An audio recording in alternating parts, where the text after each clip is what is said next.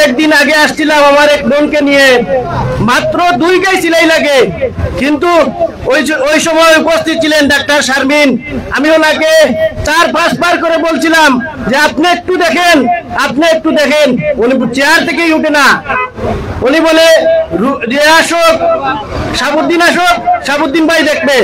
শাহাবুদ্দিন ভাই দেখে উনি বলে আমাদের এখানে হবে না, কোথায় যেতে হবে, ওসমানী মেডিকেলে চলে যান। এইভাবে একটা দুইটা নয়, আমি কয়েকজনকে নিয়ে আসার পরেও ওরা সবসময় ওরা প্রেসক্রিপশন লিখতেই থাকে শুধু উসমানীতে। ওদের কাজই হচ্ছে উসমানীতে প্রেসক্রিপশন লেখা।